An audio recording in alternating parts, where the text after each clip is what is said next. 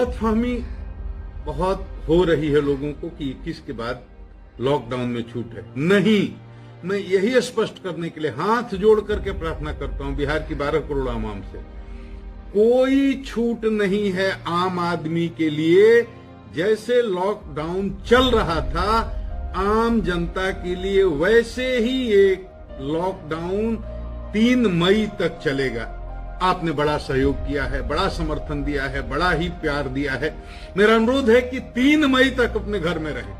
सरकारी कार्यालय खुल गए हैं तो कुछ लोग आएंगे जाएंगे, आवश्यक सेवाओं से संबंधित लोग आएंगे जाएंगे, आपातकालीन सर्विसेज से संबंधित लोग आएंगे जाएंगे, कुछ कामों में सरकार ने छूट दी है उस कामों से संबंधित लोग आएंगे जाएंगे। उनको रोड पर गाड़ी से मोटरसाइकिल से चलते हुए देखकर ये ना समझ लेना कि आप भी स्वतंत्र हैं, कहीं निकल सकते हैं। नहीं, आम जनता के लिए अभी भी लॉकडाउन वैसे ही है जैसे था। हाथ जोड़ते हैं, घर में रहिए, सुरक्षित रहिए, 3 मई तक बाहर मत निकलिए।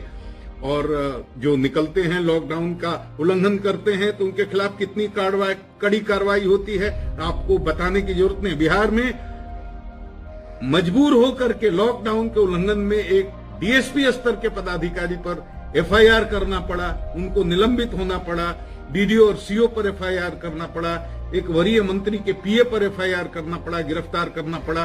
तो सरकार इस मामले में कितना सख्त है आप इसका अंदाजा लगा सकते हैं।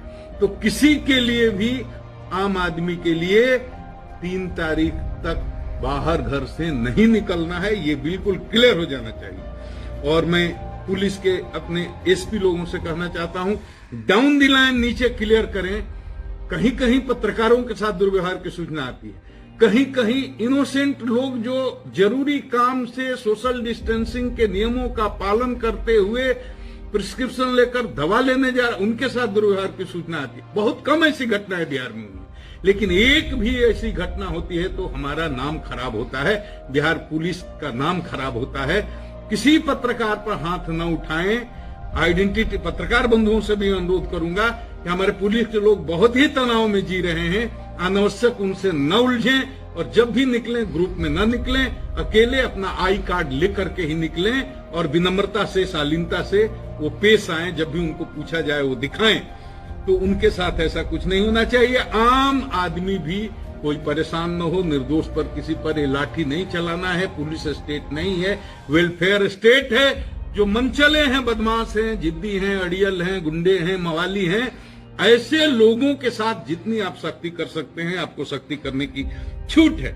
लेकिन इस बात का बहुत अच्छे से विचार करके कि किसके साथ कितना क्या कार्रवाई करनी हो करें, ताकि कोई जनता में पुलिस के खिलाफ गलत मैसेज नहीं जाए। और जनता से भी मैं अनुरोध करूंगा कि कोरोना वॉरियर्स जो, चाहे स्वास्थ्य सेवा से जुड़े हुए लोग हों, चाहे डॉक्टर हों या पुलिस हों, बहुत तनाव में वो काम कर रहे हैं और आपकी सेवा में जुटे हैं, उनके साथ कहीं दुर्व्यवहार न करें।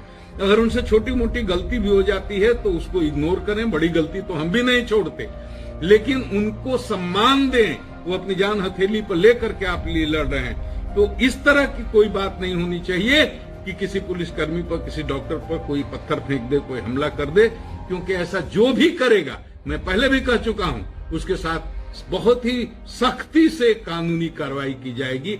उनको इसका परिणाम भुगतना पड़ेगा। इस बात को मैं फिर दोहरा के कह रहा हूं और अपने पुलिस अधिकारियों से कह रहा हूं, सुनो सिपाही भाई, हवलदार भाई, थानेदार भाई, डीएसपी, इंस्पेक्टर और एसपी साहब, लोग कुछ ऐसे हैं जो सांप्रदायिक पोस्ट करके और किसी तरह से दो समुदायों में नफरत फैलाने की कोशिश कर रहे हैं। सैकड़ों लोगों की ऐसी गिरफ्तारी हुई है। जो पोस्ट करता है उसको तुरंत दबोच लीजिए, मुकदमा कीजिए, गुंडा रजिस्टर में उसका नाम चढ़ाइए, केस में चार्जशीट करिए, स्पीडी ट्रायल कराइए, ताकि वो जीवन में ऐसी गलती करने की हिम्मत न करे।